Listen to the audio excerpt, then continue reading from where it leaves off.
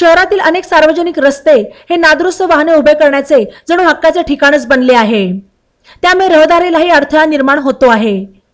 माळीवाडा भागातील अहमदनगर महापालिकेच्या मोटर वाहन गॅरेज समोर गेल्या अनेक वर्षांपासून मुदतबाह्य आणि भंगार असलेली शववाहिनी धूळ खात पडली आहे।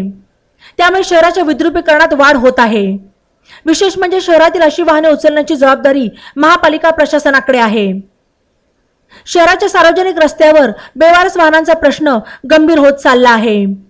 शहरात पार्किंगच्या विषयाने प्रशासन त्रस्त झालेले असतानाच अशातच अनेक रस्त्यांवर वर्षानुवर्षे बेवारस वाहने धूळ खात पडली आहेत।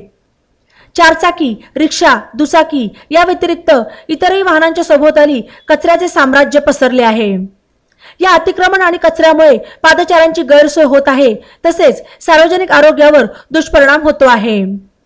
शहरातील गॅरेज, अपार्टमेंट, बिल्डिंग, मोकळा प्लॉटच्या आसपास आणि सार्वजनिक रस्त्याच्या बाजूला महिनोन्महिने धूळ खात पडलेली आणि भंगार अवस्थेतील वाहने ताब्यात घेऊन जप्त करण्याची कारवाई मनपा, वाहतूक पोलीस आणि आरटीओ प्रशासनाने करावी अशी मागणी नागरिक करत आहेत।